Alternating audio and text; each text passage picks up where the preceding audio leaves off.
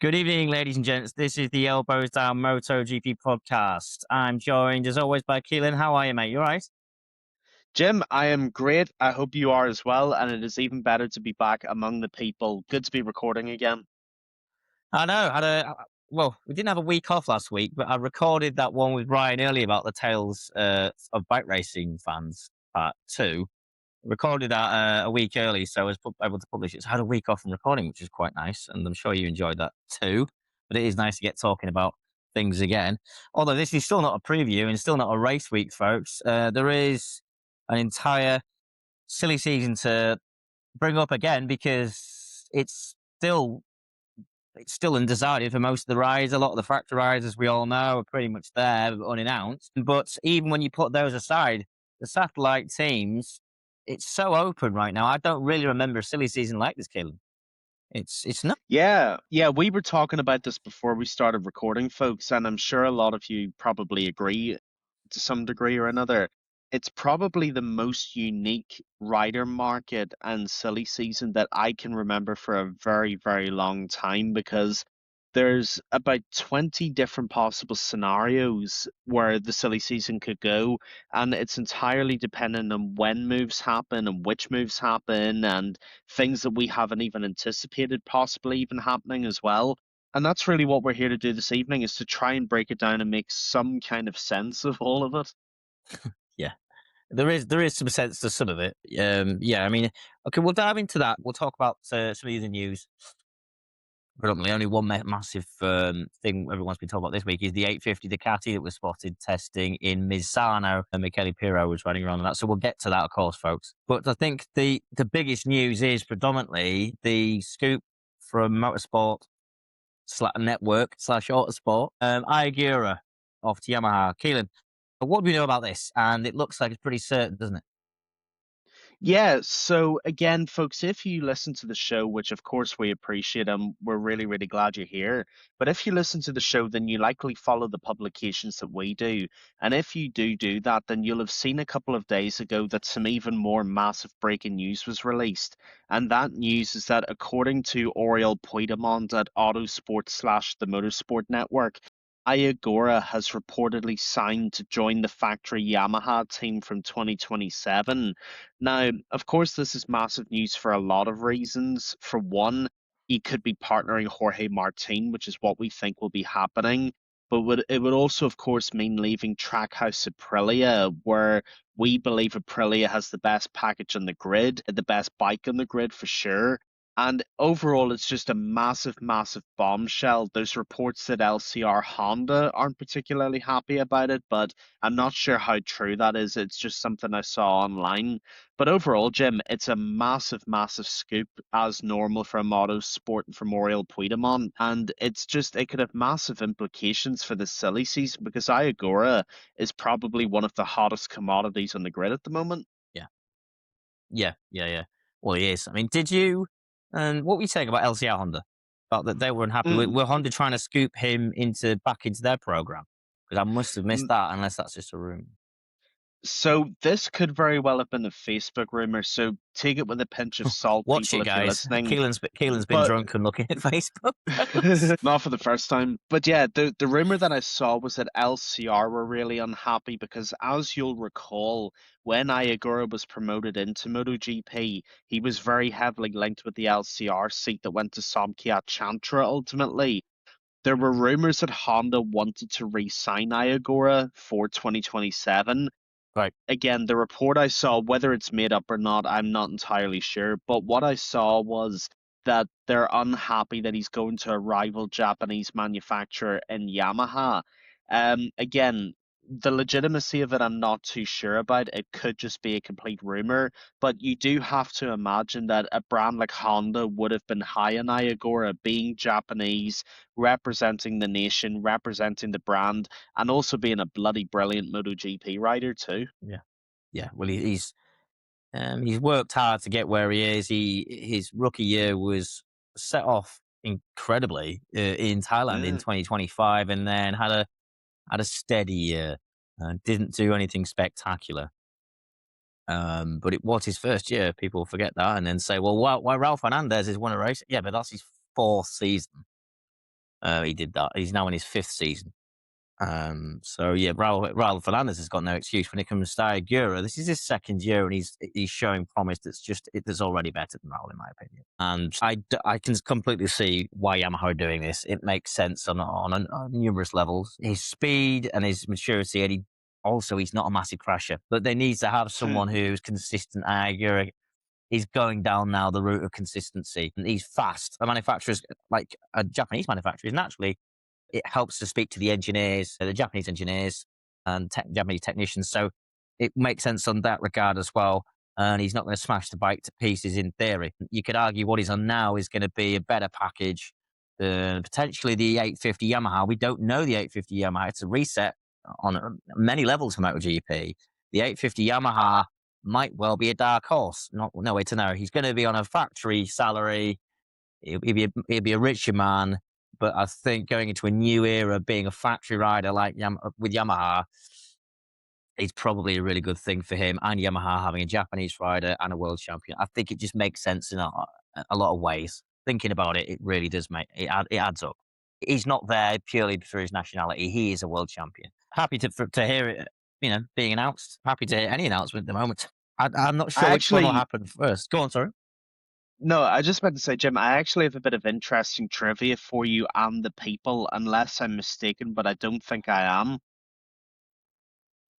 Go. So Waiting for a drum I roller. think, I think unless I'm wrong, if this move goes through, Yeah. Ayagura would become the first Japanese rider to ride a factory Japanese package since Shinya Nakano rode the Kawasaki ZXRR back in the day. Yeah, that'll be 2005 or something, I would say. Yeah. Maybe 2006, something like that. Yeah, it will be. Yeah. How cool would Um, that be? well, yeah, I mean, Taka probably had yeah, but Taka was maybe on a factory bike from time to time, but in the LCR squad. So you're quite right. Yeah, exactly. It's Just a exciting little bit of times, and trivia for the people. yeah, no, it will be Shinya. I really liked the car. Now, actually, he was one of my favorites back in the early 90s, early 2000s. Yeah, actually, I was reading up on him the other day to see what he was up to. But yeah, I'm looking forward to this happening because it's nice to see someone in their 3rd year getting a factory ride. It doesn't always happen. Sometimes riders from Moto2 stay forever, it seems, in satellite teams. Thankfully, Acosta moved up after 1 year with Tech 3 Gas. So yeah, I mean, I think he'll do really well. And I think he's going to have a really fast teammate, someone to aim at as well, like Martin. That'd be an interesting dynamic. Um, I think that does bring us then to what we've come together with tonight, Keelan, with Hmm. the a 2027 MotoGP grid, that what we know so far, because we could just go from team to team just talking shit, couldn't we? But I've tried to have a bit of structure to this. So Lenovo Ducati, the works Ducati team, Pedro Costa, all but confirmed. We can agree on that one. Oh yeah, for sure. Yeah, I would done. say that's at Yeah, least yeah. 95% done, no Yeah, doubt. yeah. I mean, we've seen like some Jack Appleyard say to Motorsport Republican podcast. They're funny guys as well. Are listing riders that have been signed since January, since last year. So with that said, anyone can go look at that information. These reels are all on social media. So yeah, the cost one was mentioned, and I think that was back end of last year from what Jack Appleyard said to Motorsport Republica. Still a bit annoyed about that. And what I mean by that is the fact it would have been nice for KTM to keep a superstar. I like it when there's one superstar per manufacturer that I have banged on about before. But still, Acosta will be fast wherever he goes. 100%. He's one of those riders. Uh, Yeah. Mark. Now, Mark apparently has signed a 1 year extension. That's apparently done. But then you do hear from certain sources who work in the paddock, he's not convinced about his arm. He's not convinced about it. And then you hear other things that the sources seem a bit less legitimate about him retiring, and then even more so fantasy stuff that we all would love, which is returning to HR's 2027 and 2028. Do you think that's it? 1 more year, and I'll see where it is. I mean, that's probably the boring one, but it's what's sounding realistic here. Yeah, I've always thought the plan for Marc Marquez was to pass Rossi's title amount and then call it a day. I think that's the plan with Marc Marquez. And I think the plan for him is obviously he didn't account for Aprilia's incredible start to the year, but I think his plan was get the 10th title, and then I think he would have retired at the end of this year if he'd gone on to win it. But that being said, the most likely option is the 1 year extension with Ducati. I think that will happen, and then maybe at the end of 2027, that is the last you see of Marc Marquez. Potentially, yeah. I think it might well be. You can see a sort of September 2027 exceptional press conference with Mark Marquez. No, no, no. Don't say that. But that's what would happen. So yeah, that I mean that I would think that that's probably my guess would be the first announcement to start like roll all this out would be Ducati announcing Mark, and then everyone follows suit. That's what I predict. But I've been wrong before. I'll be wrong again.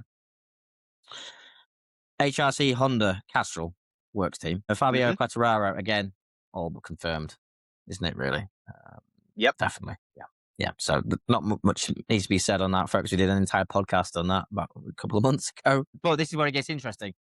David Alonso. And there's rumours that he'll go to the works team. There's rumours that he'd go to the potentially newly formed Tech 3 Honda team. What are you hearing? Or maybe even LCR?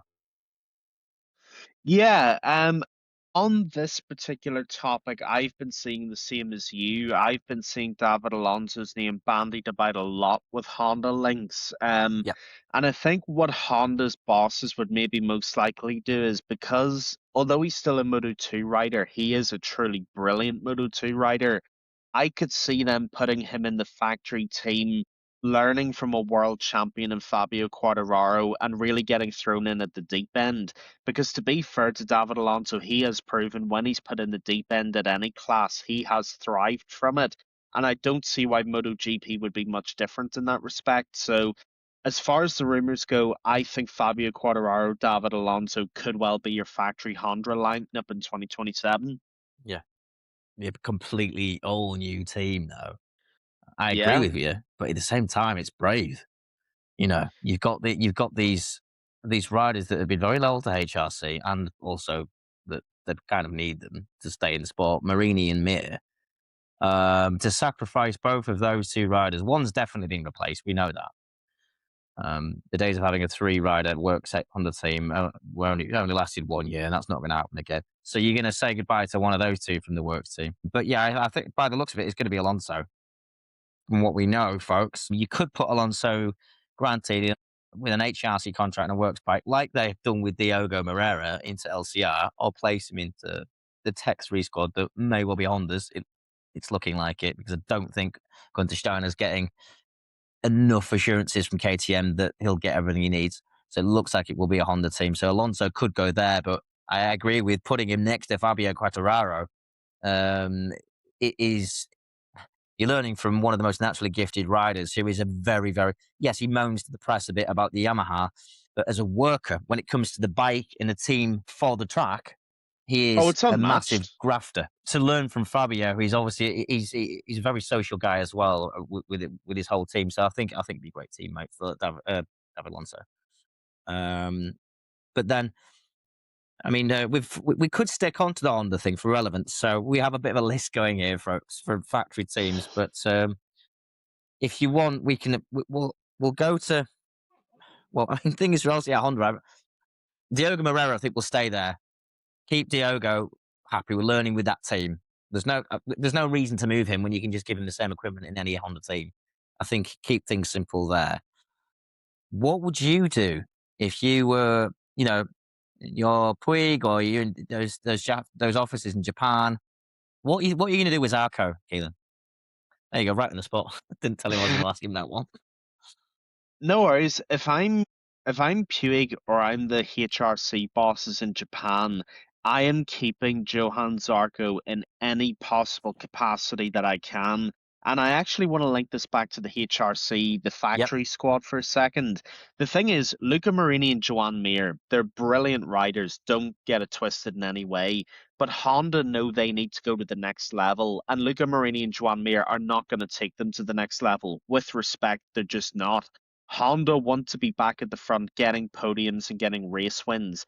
Can you rely on a rider who crashes out in 50% of his races to get you there? And can you rely on Luca Marini to get you there?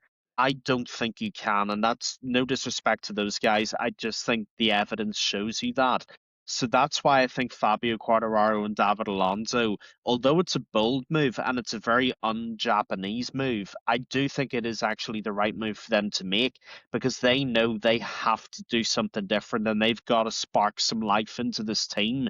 And I think a dynamic pairing like that really works for that outfit. Mm. Now, this is where the Johann Zarco thing comes back into play. I think every team is only as good as its anchor. And I think Johann Zarco is the best anchor on the grid.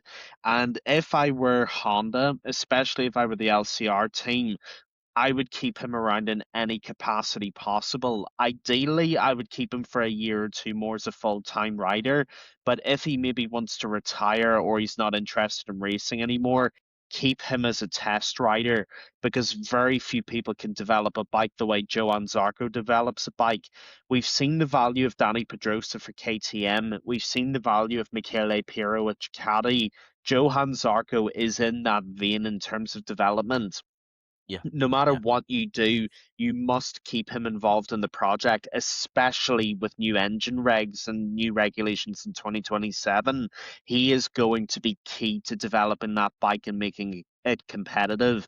So if you are Honda, even if he doesn't race full time, keep Johann Zarco in that project no matter what you do. I think that's a very, very good way of looking at it. Because I think what you could do, if there's two sort of responses I can give to this, level on terms with probably absurd money that Aleix Espargaro is on at HRC is their official test rider, and who is a very fast one. Who I hope get well soon. Aleix, he's had a horrible accident in testing. Oh Which yeah, is that's right. on what we presume is the 850.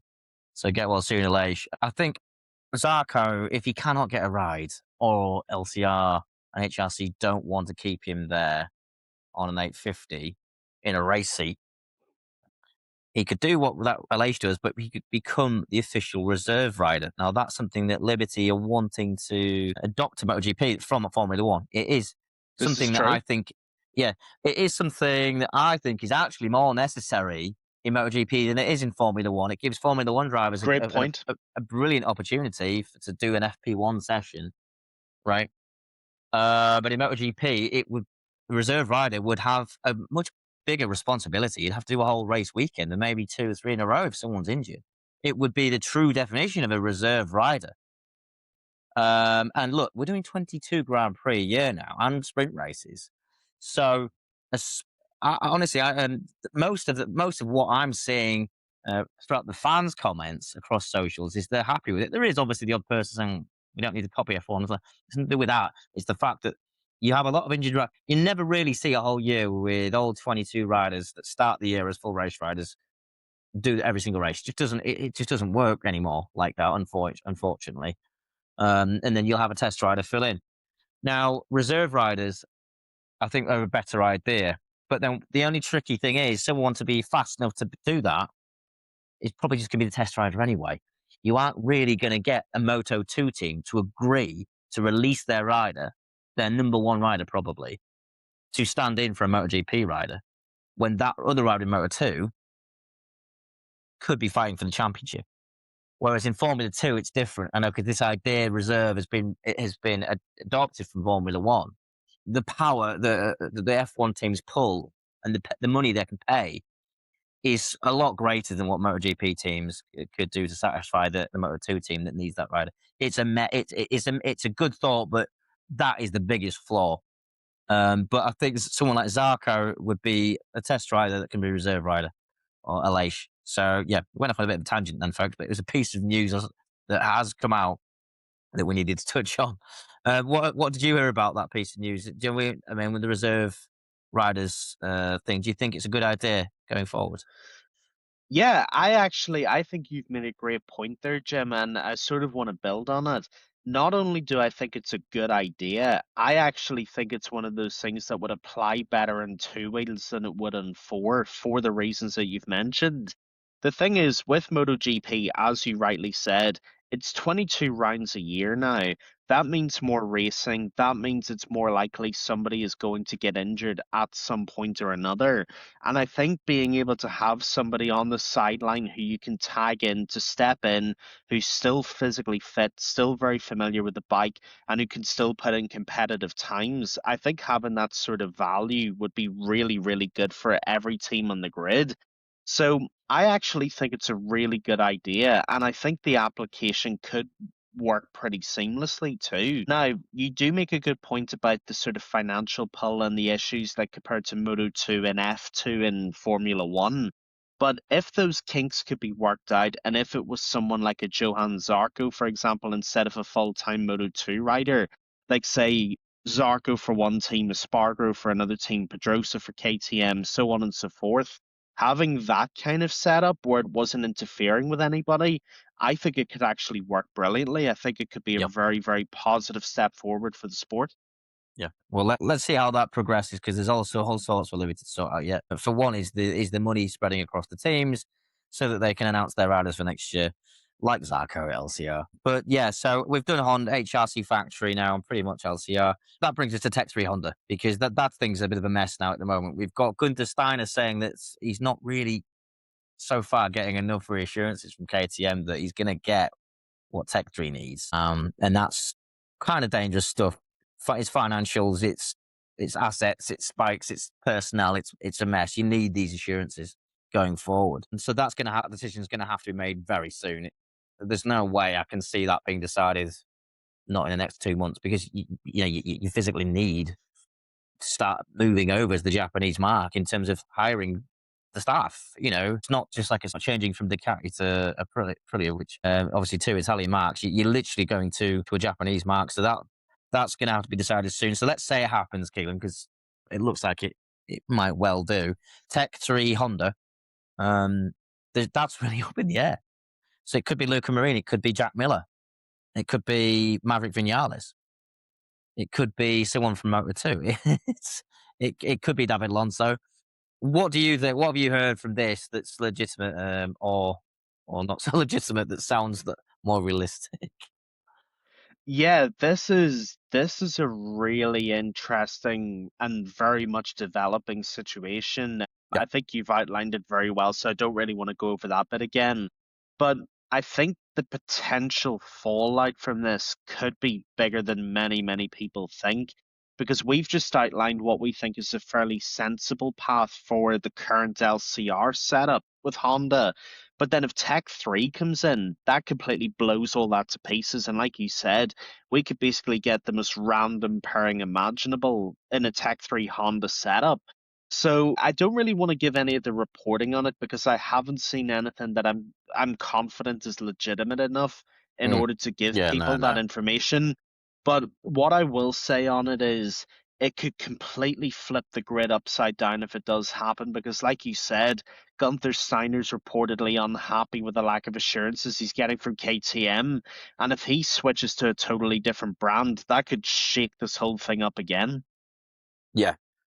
I like that there'd be four KTM's, four Yamahas, four Hondas. So changing that and going back to six Hondas goes back really 10 years, 10 to 15, 20 years almost, when there was 6, 7 Hondas, which isn't the end of the world. It's not like having 8 Ducatis again, which people loved moaning about. The Ducati Cup people call it, but seriously, you don't have 6 Hondas and 6 Ducatis.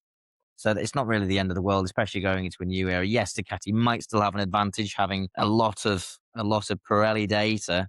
And then Honda have a lot of Pirelli data from their World Superbike squad, but their World Superbike squad doesn't ride their Fireblade doesn't run a V4, does it? It's an inline No. four. So Ducati probably do have the head start in going You know forward into what's 2020. Sorry, Jim. Apologies. I don't mean to interrupt. It's I was fine. actually just thinking there now, if this Tech 3 to Honda move happened, this could Mm, actually work out well for everybody, and I'll explain why very quickly. We know the KTM have had a lot of financial troubles in the very recent past, and they're still not fully out of the woods as of yet. If the Tech 3 squad shifted from KTM's responsibility to Honda, KTM could actually cut their overheads and their costs by about 50%, and it might actually keep them in the championship by making it financially viable by only supporting two bikes as opposed to four. This could Uh, actually work out pretty well for everyone if you think about it.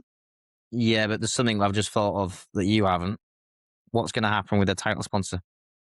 Red Bull will walk, almost certainly. They'll follow KTM Hmm. because I don't see a world. I don't see a Red Bull Honda world, truthfully. No, I guess not. Um, Simply because it's a conflict of interest. They will keep, because there will be a factory team next year, KTM, which we'll get onto in a minute, but they'll keep their title sponsorship with them almost certainly. And there's no way the money that Red Bull will pump into a title sponsor will be greater than say Castrol give the HRC squad. Why would Red Bull sponsor a satellite Honda team? They'd be like, oh, well, this is a good idea. Should we just go to Castrol and outbid Castrol if their contract runs out? It's messy. If it happens, brilliant. I mean, you'd have the Honda money and you'd have Red Bull money, brilliant.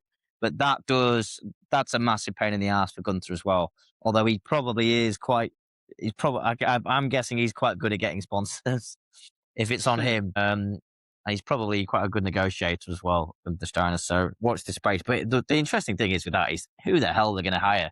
Bastianini, who rides for Tech 3, is looking set to go to Grassini. Obviously, we've got notes for that. It's looking quite likely. I wouldn't say all but confirmed, but it's looking likely. And I think that's a great little match. I think we mentioned that a few weeks ago, potentially. Yeah, I Um, really like that. yeah, I like that. Um, so that leaves Mav, and Mav would then be effectively going to Honda, even though he's staying in the same team. So that is likely if they're willing to keep Mav on, because Mav isn't really producing. I mean, yes, okay, he's injured and he had to leave Austin halfway through the Grand Prix weekend, but Mav. I think I expected more of Mav before that happened anyway this year, to be honest with you, especially with the Lorenzo thing going on, which is apparently stopped already. And he was quite promising in parts last year. If Honda Honda have a decision if they get this Tech 3 team on hiring or if it's on Gunther. Is this right? This rider's 31 almost now. He's not very consistent and he's injured. Mav could be without a job. He could be one of these. Look, there's no way all these riders are going to fit on the current grid without disappointing Moto2 riders. There's no way you're going to get Alonso and Holgado onto this grid without losing a big name in MotoGP right now. Someone's going to lose out. So, yeah, I mean, I've even put a question mark Jack Miller. Where will he go? Looks like he's going to be out of a job. The tech right now, guys, this is crazy to me. Is Trackhouse, Keelin. It is absolutely, it's crazy. Everyone it will be talking to everyone. I'm talking about literally Mir Binder will be talking to them. Everything. It must be crazy. I can't wait for next week when you hear the people that are actually working the paddock and you start seeing the tweets and the posts. It's just going to be like, what? Really? Wow.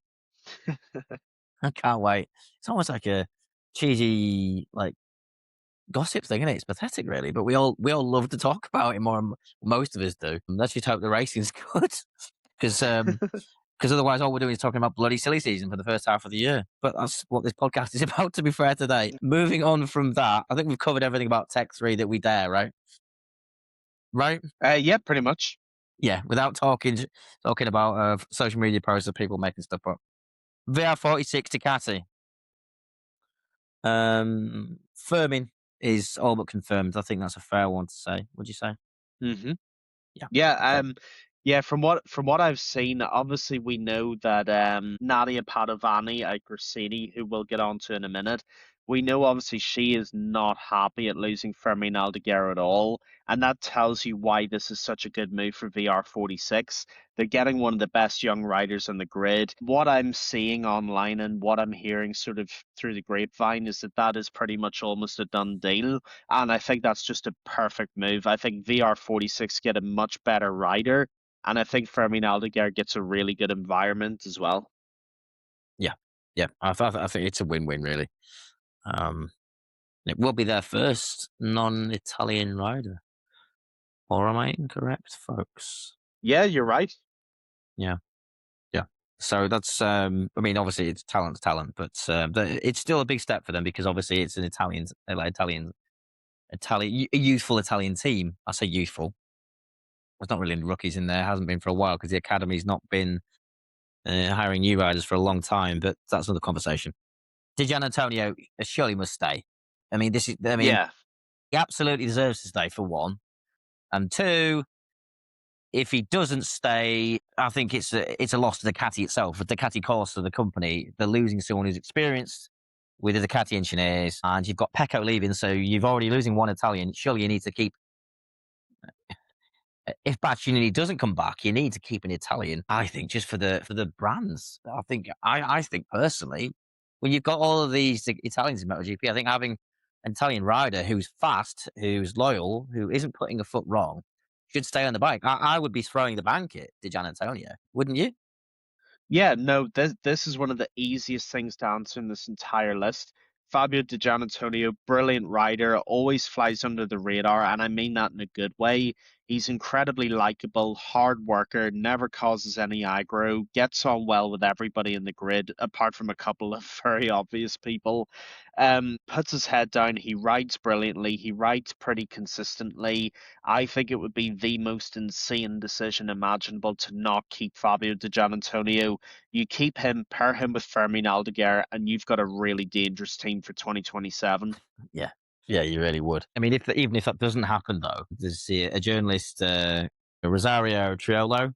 Sorry if I've pronounced that wrong. And he works in the paddock, and he's one of the best Moto2, Moto3 journalists. But he scooped up some. I do trust what he says as well. So, by the way, folks, have a look at it. It's if you got Twitter or X, it's Trio Law, Triolor on Twitter. But he's very good, and he's been saying that Digi has got interest from more or less every manufacturer. He said that today.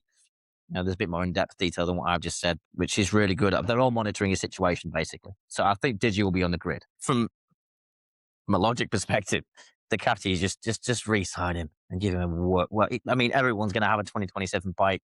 That's the beauty of having um, a new rule set. At least everyone starts on the same bike when the season starts, but he should be getting updates as well. Look after him, because if they've got, I mean, they'll have Mark as well, but Mark's got his own agenda, I think, to be honest. Mark will do Mark, the great he is. I think you need to maintain some riders that will be there for a lot longer and keep them sweet. And the fast ones are people like Digi. So I think that's what should happen there. It looks like finally we are seeing, folks, after our rants, predominantly mine. Sorry, Frankie fans, but Frankie does look like he's going to lose his ride. Hearing more and seeing more things from people working the paddock. So it looks like Frankie, bless him, will lose his ride. Nothing confirmed yet, and wouldn't be surprised if something else happens before Jerez, but I think it needed to happen. Unless he goes to Tech 3 Hunt, which I doubt somehow. Imagine if that's how this ends. Yeah, no, God, I look like a tit one. But we do look like, I do like Frankie off the track. It's just that I think some ships have sailed. It's a shame there's not a Suzuki left in the grid, or 24 bikes, how there should be. Then rides like that, careers like that might just be saved. Grassini, Ducati, Danny Holgado looks all confirmed, all but confirmed, I should say, Keelan. I like that move. I think that is the best compensation you can get for losing Aldeguer. Wouldn't you? Would you agree or not? Yeah, I actually think because it looks like Rossini's going to lose both their riders and Alex Marquez to KTM, and then of course Fermin Aldeguer to VR46. I think this pairing is as good a pairing as you can get to replace those two riders in that environment. I think Danny Holgado to Grassini just fits like a glove. I think that is a perfect move for him. And Yeah, I think so do it's a I. brilliant move. It's a brilliant move for Nadia Padovani and a team that is known for nurturing young talent really, really well. I think that's a match made in heaven. I think that's perfect. Yeah, I like it a lot. A great pairing that would be. If Anea likes the 850 and the 27 bike, in the Pirelli tires, in an environment he's won 4 Grand Prix before he got that works ride with the Ducati, that environment is good. It's healthy. And Holgado, Yeah. that team will be exciting. Really exciting. And Holgado is fast, and he's got a mature head on his shoulders already. And I think if that's true about Anea, and it's more likely by the looks of Holgado's going, I'm well excited for that lineup. I cannot wait for that if that happens. Oh, yes, same. Pramac Yamaha. So I Okay, well, apologize, Pramac. I don't mean to laugh at you. I don't know. What are you laughing for? No, no. One of the most professional squads in the paddock is just on a V4 Yamaha right now. So, they can't help where they are because they will be back one day, folks. Believe me. Top Rat Razgatlioglu looks set to stay, doesn't he? He won't be in the works team. Pretty much locked out now. He'll be looked after by Yamaha, won't he? He's fine where he is, right? Yeah, I mean, with Toprak and with the very early stage he's at in his MotoGP career, it makes no sense to rock the boat and put extra pressure on him by putting him in the factory squad. Just keep him where he is, let him do his thing, and see what 2027 brings. Pretty much, he will definitely be looked after. I wonder if he's aching to ride an M1 Pirellis just so we can have that feel again. Because the talk Probably. is that it's going to be quite. Yeah, the talk is that it's going to be a similar tire to the World Superbike spec tire. So, with that said, I bet he's hoping that the characteristic is the same as well. Otherwise, you're like, are you kidding me? Although, from what we're hearing, he's adapting quite well with the V4 on the Michelin. So we'll see what happens. But he looks set. But it looks like his teammate might be Guevara, which makes sense. It's the Pramac Moto2 squad. They're utilizing it properly. And it's not just one of those things that, like VR46, I know they did it with the VR46 squad. The junior VR4, what was that? The junior VR46 squad they had in Moto2. And they had like Sasaki in it, and it wasn't really used as a junior team anymore. Um, Yeah. I'm trying to remember what they called it, but they were, yeah. So, Was it but Master anyway, Camp Yamaha? Master Camp, yeah, well done. And that wasn't really properly used, unless the riders just weren't fast enough. Otherwise, they maybe would have promoted them into the VR46 team. But what Pramac are doing, by the sounds, is giving Guevara the opportunity, and what an opportunity that is! If that's a great story, because after what happened to him, he was very similar to Quattararo in a way. Didn't do anything for 3 years in Moto 2. Wins a couple of races. Is suddenly on the radar at the right time and right place and the right squad at the start of a project. I think it makes sense. And that's what I've heard from several sources about Guevara. What are your thoughts on Izan Guevara?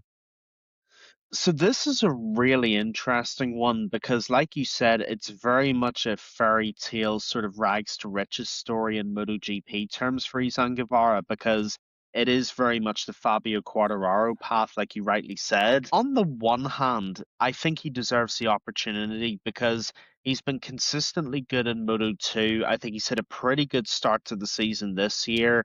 And you know what? With Pramac Moto 2, Pramac MotoGP, it's at least it's an upwards move that makes sense, from a structure point of view. So I'm definitely not mad at it in any way. I suppose the argument that I would make is it a team that's experienced enough? That would be my concern because you have Toprak, who may be the best superbike rider of all time. That's obviously a very different debate. But Yeah. if this does end up being the team, that'll be two riders with a combined 1 year of experience in MotoGP. And my concern would be is that enough experience for a Mm, MotoGP satellite team? But in terms of the rider himself, I like Izan Guevara. I like him a lot. I like his riding yeah. Yeah. style. I like his personality. And I think he would mesh well with being in the MotoGP paddock. But my one concern would be the lack of experience is all. Yeah. Yeah. Um, you make a good point there. Um, I do. By the way, I need to go back a bit. By the way, I know he's a world champion, folks. I've said that before. It's not exactly the same story as Quartararo, and he very, very convincingly won the 2022 Moto3 World Championship, beating his teammate Garcia, and he deserves it on rider merit. But Keelan makes a good point there. You've got to remember that Toprak will be the only Yamaha rider in 2027 that did 2026 for Yamaha, and by the way, only 1 year experience. Then you got Martin coming in, you got Aguirre going to the work squad from Aprilia's, and then you've got, let's say Guevara does move up, you've got a rider, the only race rider that's been on the Yamaha will have been top. I do think he's a good team leader, though. He's got one of those personalities and work ethics that gets everyone around him, and he's a fast adapter. I think he's a good team leader, so I think it's not the end of the world if they do it. Yeah. Definitely. I think the sport might intervene before that's confirmed, potentially. You need an Australian, I think, going into a brand new Australian Grand Prix. I think you need to sell it to the fans in Adelaide. I think if you can't, if Senna Aegis hasn't got a chance yet, and we'll get to him, he is mentioned in the notes to talk about. Jack Miller needs the nationality game is a risky one because you need to be here on merit, not nationality. But at this level, when it's dominated by Spaniards and Italians, if you're just as fast as some of those Italians and Spaniards, you should probably be there in front of some of them, unless they're generational talents. Jack should probably stay on that merit to a degree, folks. But Guevara probably, yes, does have more long term potential, I think. Sorry. At this stage, Jack's had Grand Prix wins in two categories, never went to Moto 2. Should he stay? Yes. In the way of Guevara, maybe for a year, unless he starts to develop the 850 well and it is fast again. That's going to be tough. Well, there's nothing that says that Jack isn't a contender for that Tech 3 Honda ride as well. But yeah, Keelan, you make a good point. It's to be fair, Guevara, I think he's going to win races this year, so we'll see. It is a vastly inexperienced Yamaha squad as a whole, as for the two squads, that is for the Yamaha bike, not obviously in MotoGP. But we need to scroll up here because we've actually skipped the KTM factory team, Keelan.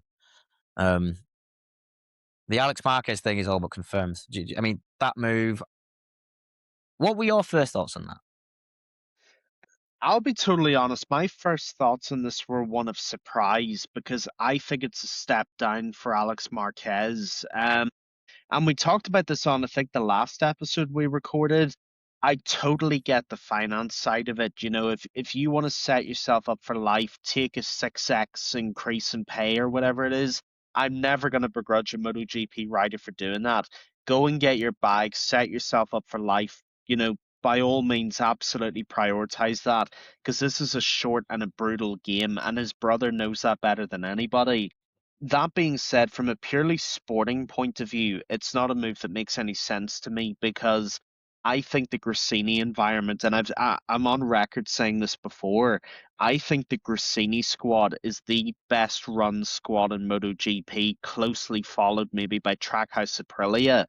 If I was a rider and I needed a landing spot, I would be landing at Grassini Ducati if I had my choice. So it's a financial decision, and I totally have no problem with that. And I think he's absolutely earned getting a better paycheck if that's what it's for. God bless him, not a problem. But if it's a sporting decision, it's the wrong one. Interesting, because I disagree. I disagree. Well, Really? yeah, I do. I think going into a new era, I'd want to be with a factory, unless of course, I don't. yeah, just for, not necessarily for finances. I mean, KTM might have made a pig for next year without them knowing themselves. It's that bad, but I get it. I mean, what is Alex now? 30, 31. Um, Yeah. I think it's good to go into that age bracket and have a project. It's quite easy for him to stay at Rossini Ducati and do well. I think to make a name for yourself, you just went to the Ducati and won races because it was the GP24 and you were brilliant. And you were also Mark's brother. He can obviously, he's an adult, he can say, sod off, I'm me, I did it all on my own back. But to go to another manufacturer and to build something and do well, I think would be really, really, really rewarding for Alex Marquez.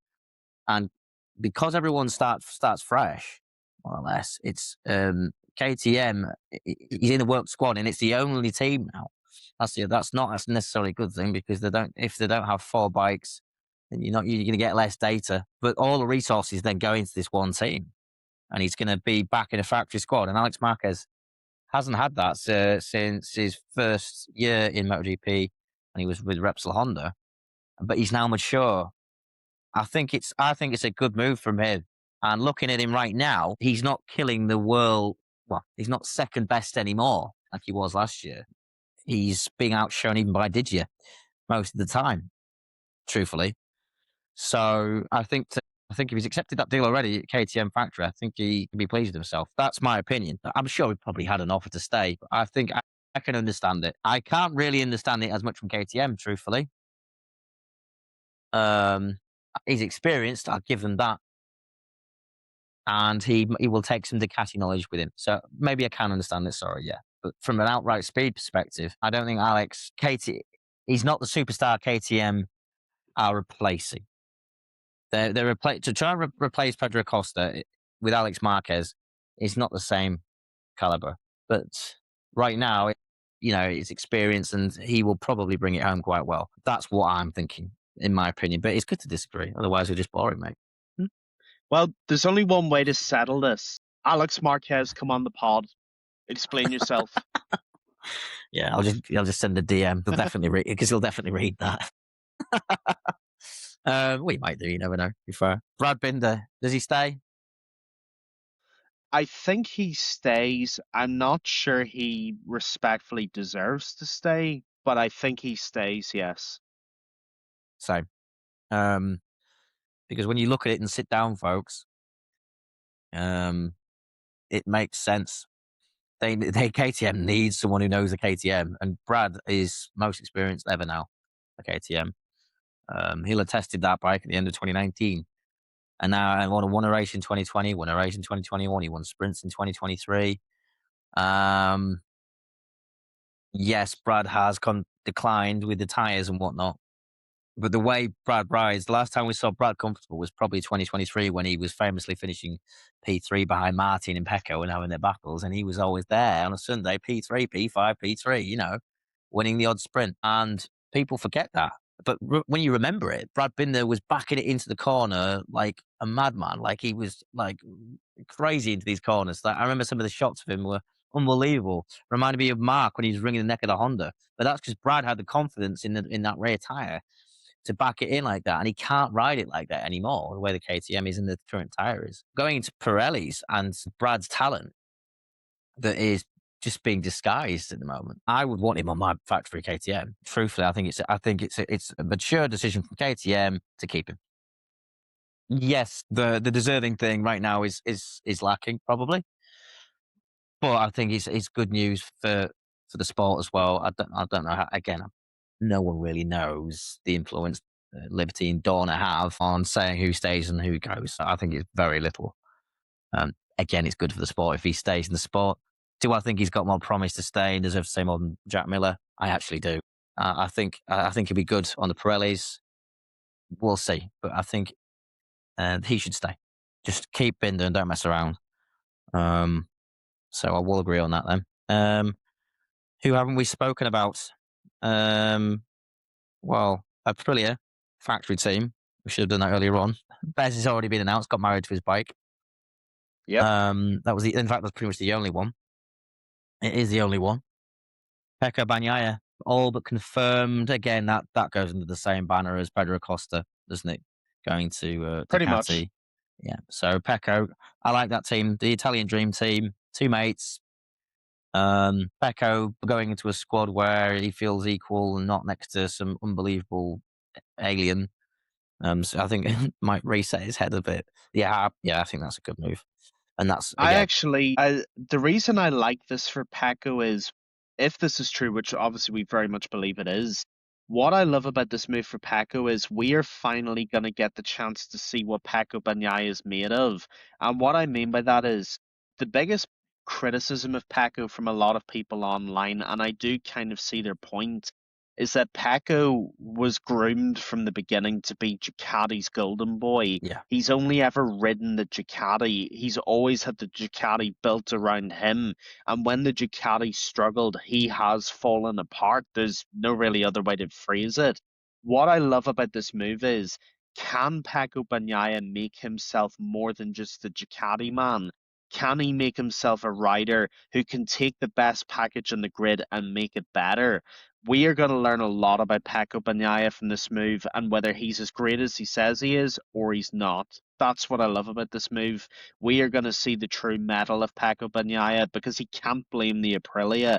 Jorge Martin's half dead, respectfully, and he's getting podiums in the Aprilia. If Paco can't do the same, then it's all on him. yeah. We'll see what the 850 is like. It's easy to forget that, though, isn't it, Keelin? Because we don't know where the Aprilia will this be. is true. Yeah, but I mean, some of some experts have been saying they're not that different. But it's also how that bike reacts with the new rubber, which I know is a bloody boring subject. But it's an Tires, right? important one. But it is massively important. Um, I, I can't fully agree on that because Pecco could quite easily blame the 850 if he wanted to. And the tires aren't in. I think everyone Pecco on a lot of his qualifying rides, I've seen it like how loose he used to be, how he can be when he's comfortable, and to see him doing that really. So yeah, I think he'd be comfortable, but it will be interesting to see him going into Bez's squad, and see how he adapts to that. I don't think there'll be a number one status for Bez as Pecco goes in. It'd be nice for them to just be happy as Larry. So yeah, pretty chuffed with that. And again, that to me is as exciting as the Rossini Ducati pairing of Holgado and Bastianini. Yeah, I Um, agree. Trackhouse. Now this seems like a bit of a mess at the moment. I'm sorry, a girlfriend's just getting back, and our puppy's barking, not knowing who it is. I think I get away with it. Trackhouse Aprilia. What on earth are they going to do? Yeah, Keelan. Would you keep? I'll tell you what. Would you keep Ralph Fernandez? Yes, I would keep Raul Right. Fernandez. And the reason this is sort of funny is I've been quite a big, and I suppose like a couple of other people, I've been quite critical of Raul Fernandez in the past and that he basically took up too much time to get to grips with MotoGP and that he doesn't deserve the seat he's in. What he has proven this season and towards the end of last season now is he is a MotoGP worthy rider. He's a brilliant MotoGP rider and he's a brilliant Aprilia rider as well. He's smooth, but he's aggressive in the right areas. He qualifies well. His race pace is good. If I'm at Trackhouse Aprilia, we know obviously there's likely going to be a lot of changes there. I for sure am keeping Raul Fernandez, probably for the same reason you're keeping Brad Binder at KTM, Yeah. but with a higher ceiling. Yeah. Yeah. I mean, who are you going to replace him with? Frankly, it probably would be with someone with Moto 2. So yeah, I think he's had a long time to be there. I'd almost want to disagree with you, but I think it makes sense. I think it makes sense. I get the argument. I do understand the argument for replacing Raul. And I think if he'd have been as average this season as he was for most of last season, I'd be on your side on this. Yeah. The problem is he's shown how good he is now, and I think he's too good to replace. Okay. Fair. Yeah. But who's your teammate then? Because I put in the notes here, folks. Joe Mir question mark. And look, I've also put if it's true that Joan, there's talk that he's just not interested in being a satellite rider. Now, Joe Mir, at this stage of his career, after the last 2 years, he might want to check his Wikipedia stats, right? And how many DNFs he's had. If he isn't being retained by Honda, I think he needs to have a serious look at himself and how many crashes he's had. Yes, he's the 2020 world champion. Yes, he's the 2017 Moto3 world champion. But there comes a point where you cannot just crash for 70%. It feels like 70% of the year. I mean, I will be sat with my partner, and on a Saturday or a Sunday, I was like, Mir's crashed, Mir's crashed, Mir's crashed, Mir's crashed, Mir's crashed. It cannot continue. Okay. So if he loses his ride at Honda, which is looking likely, I don't think he's in any position to demand a factory ride right now. I think if you can get a ride at Trackhouse and be reunited with, my brain's just gone, Davide Brivio. Davide Brivio, I think that's more than good enough on an Aprilia that will probably be likely be fast next year. I think him pairing up with Fernandez, what would you say that's a wise thing for both sides? Yes, absolutely. So there's a lot of moving parts here, and I'll move through them as quickly as I can. It's the best pairing. You have a former world champion with a brilliant rider who could potentially one day be challenging for a world title. So it makes sense from a talent perspective. But let's be very, very clear here with Joan Mir. Even though he is a former world champion and he deserves all the kudos and respect that that brings, he should be getting down on his hands and his knees praying to whatever god or deity he prays to, thanking the Lord that there's potentially a track house seat open for him. Yeah. Because with Yeah. respect, if anybody deserves to get cut based on form, it's Jack Miller and it's Joan Mir. Because you cannot crash out of half of the races you enter and then Mm. expect to still be held in the same regard. I'm sorry, it doesn't work that No. way. This is not 2020 anymore. This is Suzuki's long gone. You know, Yeah. yes, Yeah. yes, you get the credit of winning a world title, but you don't get to sit on that forever. Eventually, you have to prove that you're still worthy of being Yeah. in the championship. And Yeah. let's be clear here, if he turns down a Trackhouse Aprilia seat because it's not a factory ride, then Joan Mir doesn't deserve to be in MotoGP because there's a lot of other riders who would scoop up that seat and be Yeah. incredibly grateful for it. So if I was Joan Mir, I'd be getting my head out of my backside and being incredibly grateful for the chance to work with Davide Brevio again, getting to ride the best package potentially in MotoGP next year, and being competitive again. I'd be grateful for those things, not turning my nose up at them. Well, I have just had a thought. He could go to Tech 3 Honda if that's the offer because he is fast. He had 2 podiums in there with Honda last year. He is fast enough with them. But what else did he do the rest of that year? He filled That's up a the thing. scrapyard with MotoGP bikes. He did. So that's the awkward thing Honda have. Like, he is probably faster than Luca. He is probably faster than Johan. But most of the time, he's throwing it down the road. He could be one of the riders in the Tech 3 Honda team. But then there's Gunther Steiner think, well, I'm not paying for all of those bills. He can be on a he can be on a HRC contract, and yes, I'll run him. But yeah, I think he'll still be on the grid. I think it's likely he'll still find a ride. I think he's probably more likely to find a ride than Luca Marini. Oh, that felt weird coming out my mouth, but because of the Honda Tech 3 thing that's going to happen, likely to happen, that might save him if he's promised a factory bike, and because he won't get a factory bike in Trackhouse. In theory. So yeah, Joe Mears management. I hope they know what they're doing for his sake and theirs. Before we move on, we've got a few potentials here for more or less any ride, but I have put them under the Trackhouse banner. Gonzalez, um, obviously runner-up in Moto 2, multiple race winner. Took him a long time to get to race winning pace. As soon as everyone who was really fast, some of the greats moved, left Moto 2, went to MotoGP, finally started winning. Gonzalez would be a good MotoGP rider. I think he'd be just as good, if not better, than Ralph Fernandez. Okay, I'll give him that. But there's maybe even another rider on MotoGP that he'd be faster than that. You could argue that he'd be faster earlier than Ralph. Um, I want to know what you think about him, and then I want to think what you think about Senna ages, because obviously, if Jack can't stay in MotoGP, um, and the sport badly needs an Australian, you're going into an era where we still have an Australian GP, and Senna again just won another race. We've been speaking about Senna quite often this year, and he's an intact rider like Gonzalez, but he's only 20 years old. He has got so much potential. Do you think Aegis, and by the way, Chaz Davies, his manager, the ex Superbike rider and MotoGP rider, is managing him, and they're looking for MotoGP options. By the way, that is courtesy of Paddock Pass podcast, who spoke to Chaz Davies. That was really good. And Chaz is looking for opportunities for Senna Aegis. What would you do? Let's say that the Mir thing doesn't happen, or Ralph Fernandez, and it's going to be one of those two. Would you pick Senna over Gonzalez, or would you do the other way around? Oh boy, this is a tough question. The reason this is difficult is I can make really good cases for both of them, and as we all know, there's only going to be one seat available.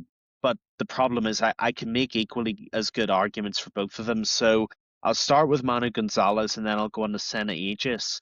Yeah, yeah, All the yeah, reasons you've mentioned with Manu Gonzalez, he's fast, he's consistent, he is captain P5 in Moto 2, as I like to call him, but yeah. really good young rider. I really like him. I think he's got all the talent on God's earth.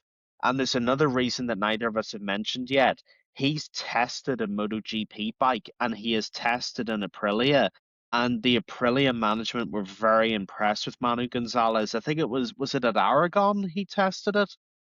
Yes, And he tested the package And I think it was Davide Brivio said he was very, very impressed, or words to that effect, of what he saw with Manu Gonzalez. So there Yeah, could be yeah, an yeah, existing relationship there and an existing impression that Aprilia already has of Manu Gonzalez where they think he's ready to make the step. So that's a case for Manu Gonzalez. But then we have Senna Aegis as well, who I like just as much for slightly different reasons. Like Manu Gonzalez, he's consistent, he's steady, but he's also very, very fast. He slides under the radar to an undeserved level because he's a really, really good young rider. And mm, then there's the passport debate that you rightly brought up with Jack Miller and Brad Binder, and now with Senna Aegis. The thing is, if Jack Miller doesn't keep his seat in MotoGP, which, with the utmost of respect, I don't think he deserves to keep his seat in MotoGP based on his form, then you are going to need, right or wrong, you're going to need an Aussie. You have a South African there, and you're probably going to need a Brit, and also, for my personal satisfaction, an Irishman at some point too. So the passport thing is real. It's a real debate. yeah, It's a part yeah, of why Cal Crutchlow was there for so long, and so on and so forth. But I think they both have equally good chances of making it for those different reasons. I think Manu Gonzalez has proven he could be a MotoGP rider, but Senna Aegis has that untapped potential, and there's also his nationality, which helps too. So I couldn't make a definitive statement, to be honest, as much as I'd like to, but I think they both have very good cases for that seat. yeah.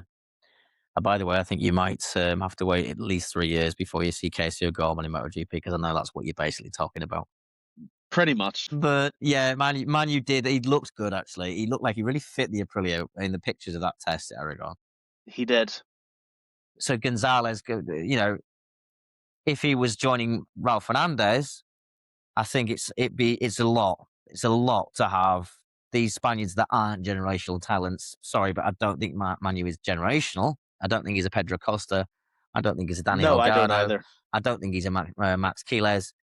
Those riders need to be in MotoGP to represent Spain. Senna's better than Senna could be generational. He's only 20. He could be getting better and better and better as he gets on the bigger bikes. Um, because Senna wouldn't have done anything in Moto3 with the size he is. So yeah, and yeah, I actually put question mark Colin Vire. He would be a bit of a dark horse, but I think because everything's on the brink of being announced, Keelan, the riders have been winning in Moto2 most recently have got a better shot. Colin's very young. He will get to MotoGP, I think, eventually anyway. Would you say? Yeah, I mean, I know you're a big fan of Colin Vire. I'm a massive fan of Colin Vire, and I have been really since obviously his Moto 3 days. And there's quite a lot of reasons why I want to see him in MotoGP. Number one, and most importantly, incredibly talented kid. He's extremely fast, and I think he's gelled with Moto 2 very, very well. The second reason is Colin Vire, like a lot of us, is on the bigger side. So he was always Yeah, far too big for a Moto 3 bike. He's still a little bit too big for a Moto 2 bike. I think if you gave someone like him with a bigger frame a MotoGP bike, you might actually see an even better version of Colin Vire than you have already. Generally, size corresponds to the size of the bike that you're riding, I think. So for me, it's a move that makes a lot of sense in that way as well. And lastly, like you said, a little bit like Max Verstappen with F1, having a Dutch rider to represent at a Dutch round like Assen, I think would be huge for the championship. I think it would be brilliant for everybody who goes to Assen to see one of their own represented in the grid in the premier class of the championship. I think it would be amazing for the Dutch. I think it would be amazing for Colin Vire, and I think we'd have a better championship because of it. To be honest, we've yeah, talked about Manu Gonzalez and Senna Aegis. I think Colin Vire is someone who needs to be in MotoGP too, not just for his talent, but he brings a lot with him subconsciously too. yeah. I should also add Dennis Onshu to that. Because yes, we've got Top Rack, but Onshu is a Grand Prix rider from the get go from Moto3. So he's obviously adapting to the Boscoscura chassis in Mac VDS. So don't forget about Dennis Onshu. He was getting good last year. You can't forget that. But um, the Via thing, I think you could probably argue that Via's got more potential than say Baltus. Sorry, Barry fans. I like Barry too, but Collins Colin's been good for a long time, and obviously I think he Colin just edges it. yeah, I'd say that's good. I'd say just a good word for that one. So Colin might be talking to some for some ride the MotoGP. This Grassini, sorry not Grassini, this Tech 3 Honda thing changes things. The potential in Trackhouse. God, it's a scramble. It's a messy scramble, and as I said, a big name's gonna miss out here, folks. There's no way it can all slot in, not without another team joining miraculously, which will happen. So that's pretty much where we are, folks. And we have gone over the time we thought we would, but because we have still got a little bit of 850 stuff to talk about. The 850 Ducati GP27, we assume they'll call it, has been spotted. I wouldn't say it was private testing. There was quite a few people there recording it. GP1 obviously were the ones that recorded it coming into the pits and the close-up photographs of the bike. Now, the pictures were taken obviously show that the bike is going to be 50 mil narrower due to the rules. You can Google MotoGP 2027 rules and see they'll be narrow. And you're seeing comments already, people saying, I thought it was going to have no aero. At not one point was that ever said. I said this a long time ago. They'll make it more compact and then have room for wings integrated. Why would you not do that as an engineer when you've learnt that Pandora's box is already open, folks, and you can find performance and tenths from having aerodynamic gain. So, of course, there's still going to be wings integrated into the fairing. It does look sleeker, though, Keelan. It looks nicer. It looks more like a motorbike that everyone remembers, a sort of traditional looking bike, but with that little bit of aggressive aero on it. I think that's that's the sweet spot. Would you say? Yeah, I think I would. I think what I would say is if you somehow haven't seen it yet, first of all, go and Google it before you do anything else. The best way I would Here's one I made describe it earlier. is, But yeah, or just refer to this. But what I would say is it's much, much sleeker and it's much more refined than the current MotoGP bike. And I know a lot of fans will love that because, like you said, Jim, I thought it was an excellent phrase you used before we started. It looks much more like a conventional MotoGP bike. It doesn't look as much like an airplane with wheels on it. It looks more like a MotoGP bike that you remember. Now, obviously, that leaves a lot of room for additional aero requirements and engine development and stuff like that. But the one we saw and the one you've just seen, it's a lot prettier to look at and it looks a lot more like your traditional MotoGP bike. So I have to say, it looks great. yeah, aesthetically it looks good. Obviously they were using, well, Pirelli was using Pirellis. I've tried to look for a comment, but I would be surprised if he's allowed to say anything about them. Considering that he's a Ducati test rider from MotoGP and they use Michelin's. I'm not sure if he's allowed to say how it felt. But yeah, one thing I don't get, folks, and what I don't get why they didn't regulate and limitate the tail units of these bikes. There's not really been any restrictions. If you look at this is the 2027 rules. Rear seats, aero included, one homologation update per season. Why? Why? I don't know why they've not just limited the height of these tail units so they can't put gigantic Stegosaurus wings on. They're quite happy to limitate the width, which is correct, and the length, which is correct, and it's worked. But I don't understand why they're not doing it for the tail unit. Some of that will be creating the dirty air for the rider behind, which is what they wanted to get rid of. So it'll be interesting to see what they do in like maybe 28 or 29. Because it might look a bit like something might look really sleek at the front and then look like an absolute robot at the back. Which obviously the tail unit that Pirro was using was effectively a current Stegosaurus wing, wasn't it? So Yeah. don't really get that about the rules. I'm just happy that we've got rid of ride height devices for 2027 onwards. That needed to happen. I don't really want to wait for a serious accident, which sometimes it looks like it's close to happening when you've got 22 drag bikes with no suspension for 300 yards going to turn one. It scares me, and we've had incidents before. I'm just happy that that's the main thing anyway. What are you looking forward to the most? That's seeing the different designs between each manufacturer. like this is Yamaha's solution. This is Aprilia's solution. I mean, Ducati might have thrown a lot of people. It won't look like that by March next year, will it? They'll have changed, adapted, found this. It's almost like they can throw other manufacturers to go down that route, isn't it? And that's exciting. Yeah. I think what I'm most looking forward to about 2027 is what I really want to see is how the teams respond when there's no follow the leader to do, because for the last sort of 4 or 5 years, all it's basically been is let's turn up to the test, see what Ducati have done, and let's basically try and copy their homework to try and stay Mm, competitive. What I'm most looking forward to is a completely blank slate, completely new regs, completely new rules, and I want to see, you've probably phrased it better than I have. I want to see how each team puts their own take and their own spin on the new rules. So, for example, it won't look like what we've seen, but if somehow Ducati shows up next year with a very similar bike to the one we've just seen that's been released, and then Aprilia shows up with something totally different, and KTM shows up with something totally different again, I mm, want to see how each team can think for themselves and mm, how they can innovate. I think that's the one word that can sum up my excitement. Innovate. I don't want to see teams copy and pasting aero from 3D printers from Ducati and then sticking it on the bike hoping it yeah, works. I want to see Yamaha think for themselves. I want to see KTM think for themselves.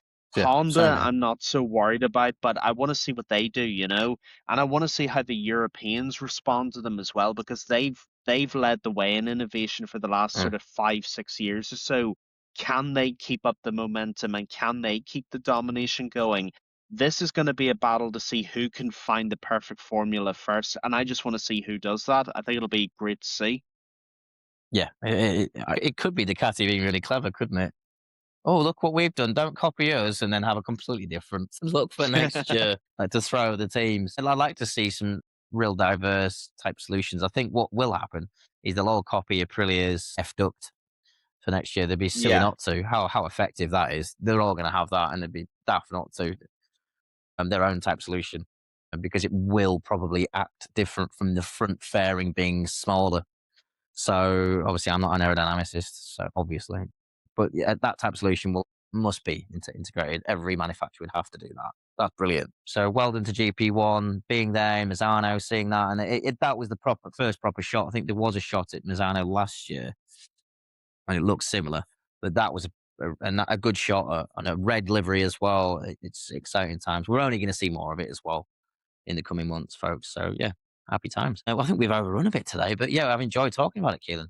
Um, Yeah. uh, Listen, I anything I else? have no problem. I have no problem running over it. I think it's been a really fun discussion. I know a lot of you have wanted us to get into this for quite some time as well about the rider market and silly season. So I'm really glad we've done this. I think it's been a great discussion. I hope all of you have enjoyed it more importantly.